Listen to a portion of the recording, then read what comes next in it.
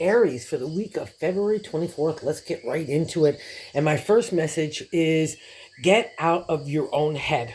It's time to kind of explore more with your heart. And you've planted the seeds for all the business opportunities and potential that you've been kind of laying out those plans over the last couple of months and maybe even longer. And you need to pat yourself on the back and not get so wrapped up in thinking anymore. And the reason why I say that is in the base of the matter of this 10 card spread is the Queen of Swords, right? So that's a general gist of the overall reading, the significator in older decks.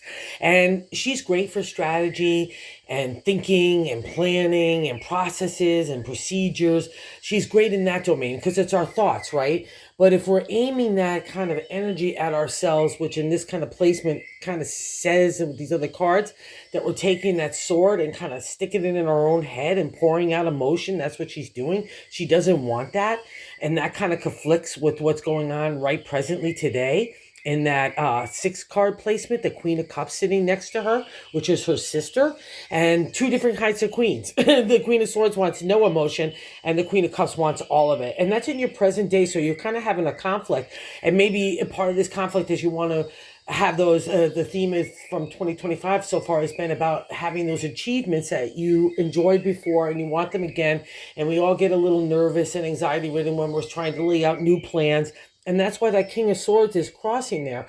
So you have two dynamics of swords and swords and no emotion. But even though the king wants emotion, he could tell us that we could use our heart and our head. And maybe that's where we need to keep kind of kick but the queen out of there and allow the king is, because during the whole journey of the swords, we're definitely pushing away emotion, and it serves us for our betterment with like that.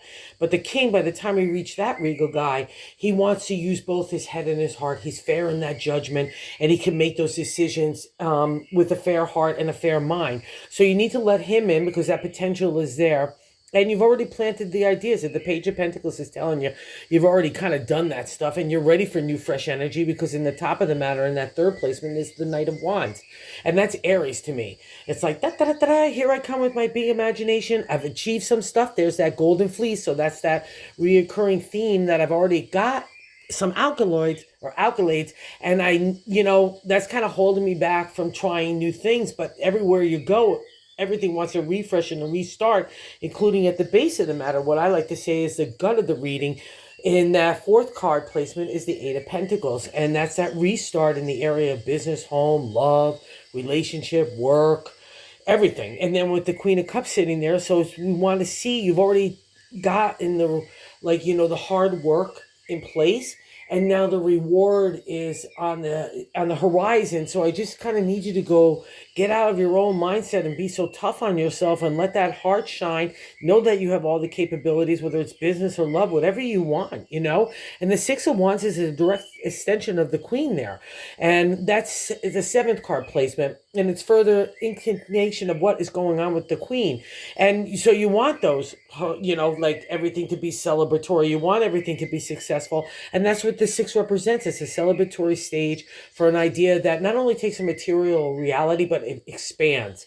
It's starting to affect other people because that's what the crowd in the back. We found people like us, like-mindedness, and a lot of the shadiness that you've had to encounter and unethical people potentially over the last year or so has taught you to look for the same kind of people that resonate with your heart, your character, your integrity. And again, those lessons aren't easy learned. It's when we come up against those people that challenge our points of view that make us say, hey, what do I really feel in this? What do I really stand for? Where do I want my heart? And the heart needs to lead the day. The brain is overloaded. And how other people look at you as the King of Cups, so they're already looking at you as a ethereal, spiritual, going with the flow. So you're putting up a good facade into the outside world.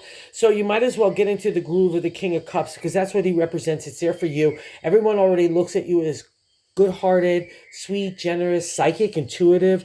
All those things get highlighted with the king. And that's the effect that you have on the people. And that's beautiful. So then we get to that 2 of Swords right above it. And that's our hopes and fears in that 9th placement. And that's funky McGunky because I can't make up my mind. I'm going back forth. It's like a dance between two thoughts.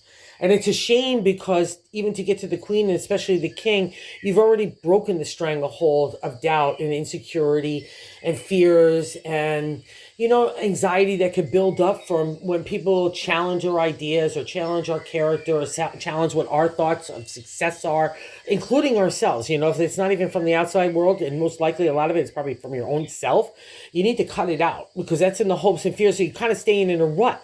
You want the indecision because you don't have to make a decision, but you don't want the indecision because it's, holding back everything else that you've been dreaming of and planning of.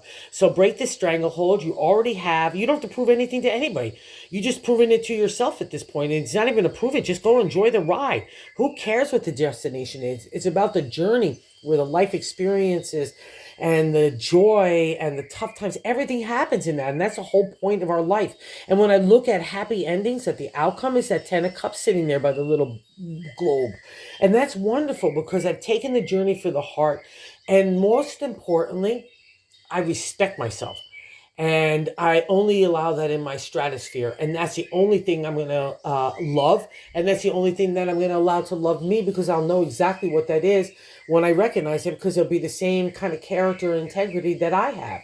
So then we have to look back and say, why did we have to go through all those kind of tests so that we realize what we really want out of love? And this is a week that you could really manifest if you want love and that success in business or everywhere else in relationship or family. You could have it this week. That's what that 10 of Cups and the Queen of Cups and the Knight tells you. All these cards say, let's go. Let's get back in the game again. We don't deserve to sit on the sidelines, Aries. You don't like it there. You want to be the quarterback. So let's get in that game. Let's make some stuff happen. It doesn't have to happen at lightning speed. It just has to happen that you're having a good time and being joyful. The rest will follow. Thanks for visiting the channel.